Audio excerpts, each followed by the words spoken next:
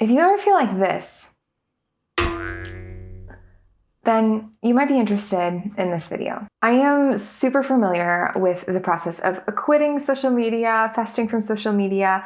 I have been trying for years and years to really simplify my relationship with my phone. But the problem is, whether I fast from it for a little bit of time, whether I, uninstall it or just swear off of a platform completely, I always end up with some form of the same habit that I'm trying to avoid. Take, for example, my obsession with short form video content, which I love watching. You wouldn't know that because I haven't done short form video on this channel yet, but I love watching it.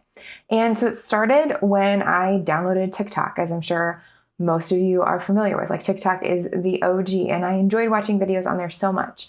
But after a couple of late night TikTok binges, I realized that it was causing a problem for me. So I uninstalled it, which is great. No more binging TikTok. But then I started watching a lot of Instagram Reels. And it took me a little bit longer to realize this was a problem because I love Instagram. I've had Instagram for a long time. And so it didn't really dawn on me that the Reels were distracting me from things that I actually wanted to be doing with my life. I felt like they were making my attention span for other forms of longer media, like books, longer videos, etc., shorter. I couldn't read for as long without wanting something to change it up real quick. And so I uninstalled Instagram. That was a really tough decision. And once I did it, I felt good about the fact that I had done it. But then I realized I was just watching more YouTube shorts and spending way more time browsing Pinterest. And we could talk about this if we wanted, dissect the psychology and sort of my own thoughts and processes that went into making this bad habit really hard to declutter from my life. But honestly, I didn't want to make that video today because that didn't match my experience.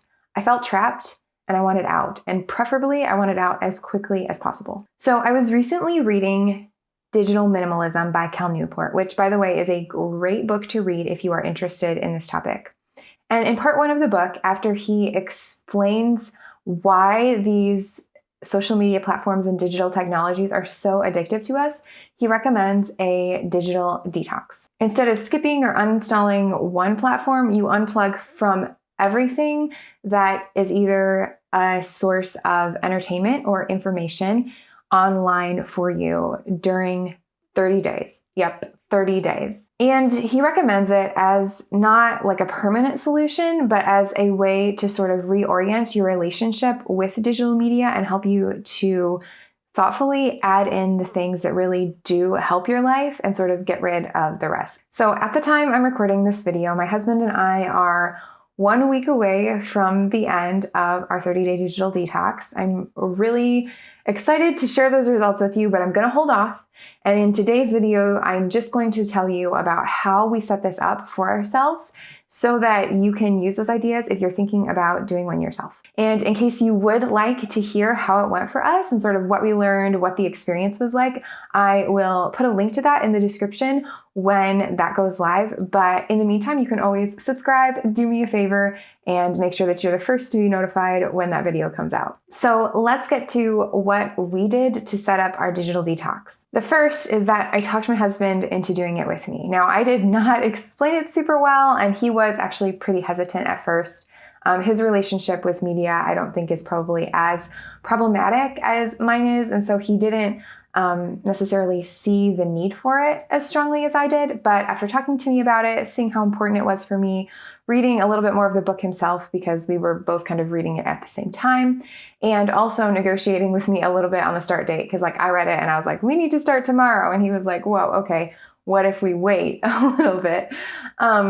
He was just as excited as I was and actually figured out some things to help us ahead of time as well. We were totally both invested in this process and seeing where it took us. And that was really key for me because although I do spend a lot of time scrolling on my own, on my phone, we also spend a lot of time relaxing together in the evenings, and oftentimes that involves watching a video or something like that. So I knew in order to do this and have a good attitude about it and not really feel like I was missing out or having to isolate myself from my husband, while he's playing video games or watching a video, I wanted to be able to do it with him. And so thankfully he agreed, and that was super helpful for me in this process. Number two, we followed Cal Newport's suggestion to think through things to replace these digital forms of entertainment and information, but mostly entertainment because that's what we use the majority of our scrolling for and our digital time for. I've already been on a journey to make a lot of my downtime more analog, and so I augmented a lot of those ideas. For example, reading. I just wanted to read more. That's another thing. Making art. I've recently been starting a few different journaling related projects, and so I wanted to spend some time doing those, getting those started. Writing letters, things like that. I've talked about a lot of these things on this channel, and so I had these ideas for how I was going to feel like I was staying connected with people and also keep myself entertained during those downtimes so that I wasn't constantly trying to reach for my phone and thinking about how much I missed all of these things. Number 3, we used a minimalistic phone launcher for our phones. The particular one that we got, I don't remember the name of it because Andrew actually figured out this idea, researched it, and bought it. But the particular one that we got was, I think, $30 for a lifetime.